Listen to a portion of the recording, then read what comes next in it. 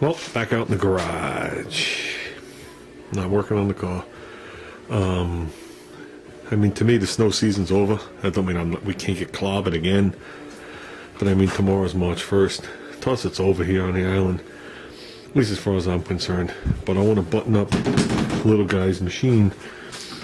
We got the belts. Okay.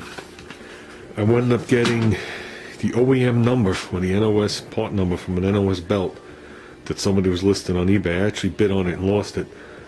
But that allowed me to cross-reference the number. And I bought a pair of belts.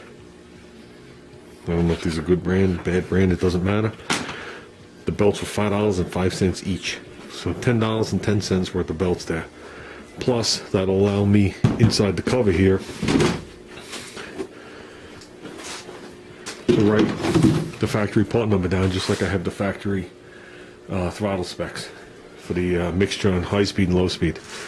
So I'll write it probably on the inside of this cover here with a magic marker. So I mean, that's the actual factory number, easy to cross-reference.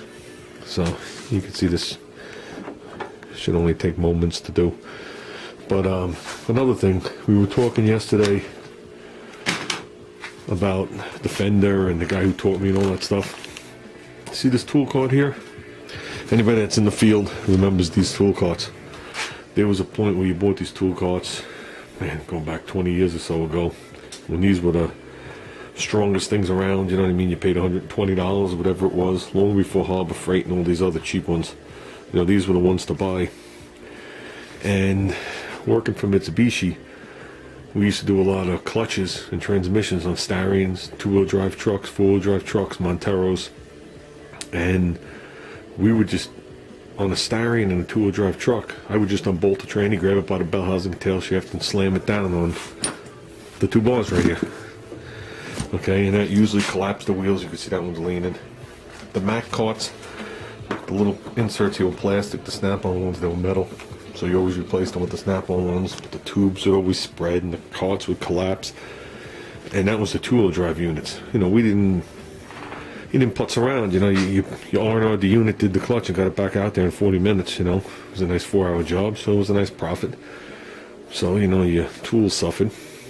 And I got sick of buying the carts, and I had mentioned to that guy, I said, you know what, I need a cart. I need a cart that's taller than this because I'm a tall guy. And I said, I need a cart we could ram those trannies on and not think twice about it. And I'm going to show you the cart that they came up with. Well, unfortunately, it's buried in stuff. But that's the cart. Now, I had this cart built 18 years ago. The cart is made out of aluminum, 100% minus that drawer. They bent up these sheets of aluminum with an actual reveal on the inside. Fully tigged it up for me. Made me a thing on here to hold screwdrivers. We were talking about riveting the bus. Here are the rivets that we use to hold the bus together.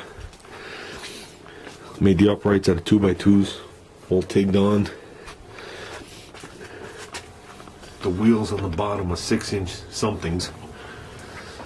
On the other side that you really can't make out, it's got the same 2x2. Was it? No, it's smaller. It's in 1.5 by 1.5 handle coming up the side that doesn't go any higher than this.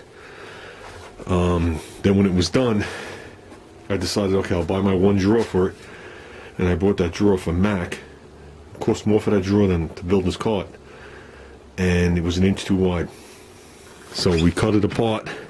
That's locked. We cut it apart and we riveted it back together. 2 of the rivets are real, and 2 of the other rivets are drilled through, but they're fake to make it match. And I'm going looking at it. I think it's the left side we took the inch off of because the lock's offset. Fits like a glove. Took out the 2 top screws there. There's this nut on the back side was really hard to get to. Snuck the belt in. See her in there? Plenty of slop in there.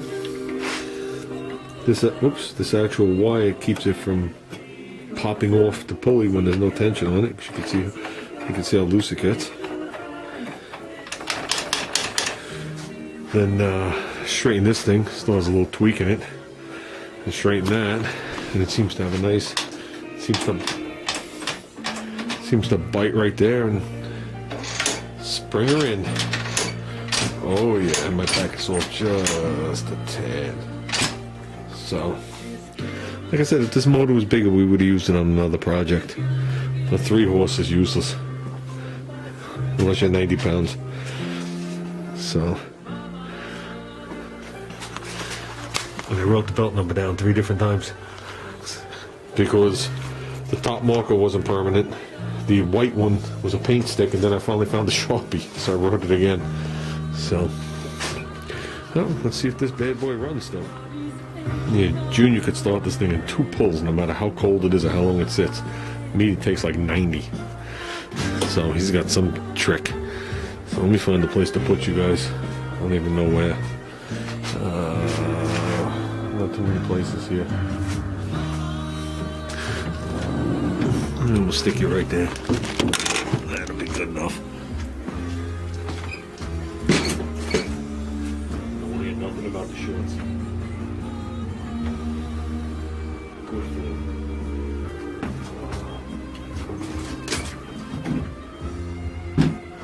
Should be on the run. Gives her a choke. He goes like this.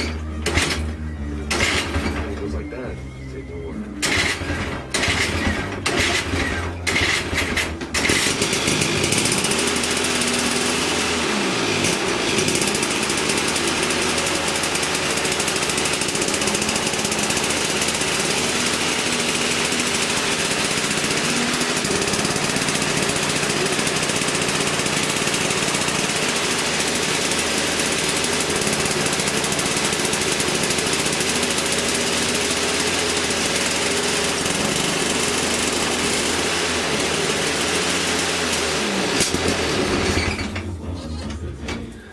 Oops, just a little lean.